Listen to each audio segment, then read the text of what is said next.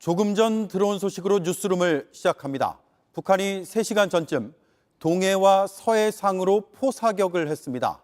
오늘 새벽에 이어 또 해상 도발을 감행했습니다. 9.19 군사합의 위반입니다. 취재기자를 바로 연결하겠습니다.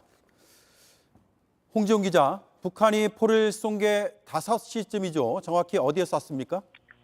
네, 합동참모본부는 북한이 오늘 오후 5시 강원도 장전 일대에서 동해상으로 80여 발의 포탄을 발사했다고 밝혔습니다.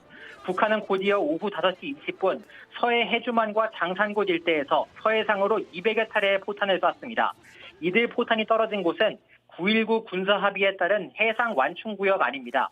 우리 영해에 포탄이 떨어지지는 않은 것으로 군 당국은 보고 있습니다.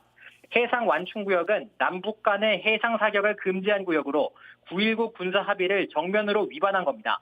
네, 포사격은 끝난 겁니까? 아니면 계속되고 있습니까? 북한의 포사격 상황은 지금도 이어지는 것으로 알려졌습니다. 우리 군은 북한의 포사격을 인지한 뒤 북측을 향해 9.19 군사합의 위반이라는 점을 알리는 등 경고통신을 여러 번 실시했다고 밝혔습니다. 군 당국은 또 한미 간 긴밀한 공조를 통해 북한 도발 동향을 추적 감시하면서 만일의 상황에 대비하고 있다고 밝혔습니다. 네, 홍지용 기자 잘 들었습니다.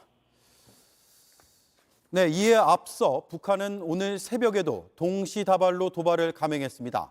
탄도미사일을 발사하고 군사분계선 근처 해상에 포탄을 쏘고 전투기도 띄워 남쪽으로 위협 비행을 했습니다. 우리 군은 9.19 군사합의 위반이라고 규탄했습니다. 이근평 기자입니다.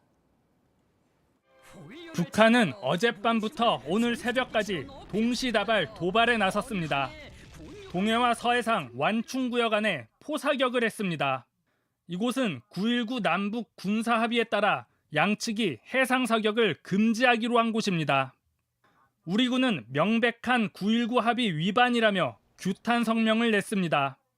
한반도에 군사적 긴장을 초래하고 있는 데 대해 엄중하게 경고하며 이를 즉각 중단할 것을 강력히 촉구한다.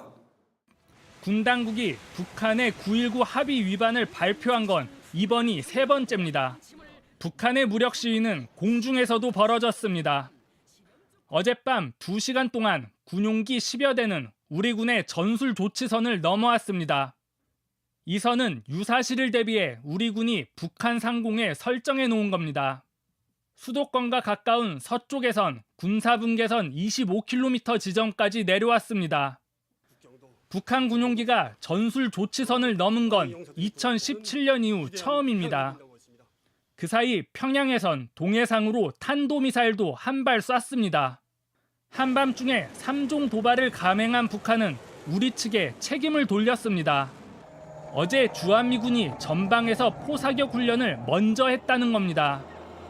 하지만 이번 훈련은 과거에도 수시로 이루어진 데다 사격 장소도 9.19 합의와는 관계가 없는 곳입니다.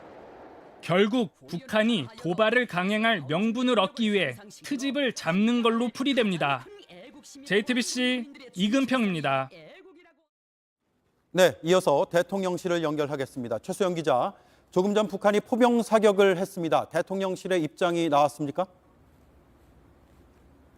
네, 대통령실 관계자는 조금 전에 있었던 북한의 포사격 역시 9.19 군사합의 위반이라고 밝혔습니다. 현재는 김성한 국가안보실장을 주재로 안보 상황 점검 회의를 진행 중입니다. 앞서도 윤석열 대통령은 출근길 질의응답에서 최근 잇따른 북한의 도발이 명백한 9.19 군사합의 위반이라는 점을 분명히 했습니다. 이 부분은 직접 들어보겠습니다. 하나하나 저희도 다 검토하고 있습니다. 네. 남북 9.19 협의 위반인 건 맞습니다. 삼축 체제라는 것이 언론에서는 굉장히 무기력해졌다 이런 평가도 하는데 그건 우려가 반영된 거라고 보고 삼축 체제는 유효한 방어 체계입니다. 대통령실 관계자는 이런 잇따른 도발 상황에서 9.19 합의가 유지될 것이냐 파기될 것이냐는 결국 북한의 태도에 달려 있다고 말했습니다. 그러니까 북한이 7차 핵실험을 비롯해서 추가 도발을 하면 파기할 수도 있다는 뜻을 내비친 것으로 풀이됩니다. 네, 북한이 이렇게 도발 수위를 높이면서 여권에선 전술 핵 재배치나 핵 공유 같은 여러 주장들이 나오고 있습니다. 대통령실의 정확한 입장은 뭡니까? 전술핵 재배치는 외교적으로 실현 가능성이 크지는 않다고 보고 있습니다. 대통령실 내부에서는 핵 대응 전력을 실은 미국의 전략 자산을 한반도 인근에 상시 배치하거나 또는 괌에 우리 공군의 전투기를 상주시키는 핵 공유 방안 등이 거론되는 것으로 알려졌습니다. 네. 그런데 미국의 협조가 관건 아니겠습니까? 맞습니다. 핵 공유를 하는 데 있어서는 미국의 입장이 결정적으로 작용하기 때문에 우리가 쓸 수 있는 카드가 마땅치는 않다는 평가가 나옵니다. 정부는 5년 만에 독자 대북 제재를 발표했는데 현재는 남북 간의 교류가 없기 때문에 상징적인 의미가 크다는 해석입니다. 네, 최수영 기자 잘 들었습니다.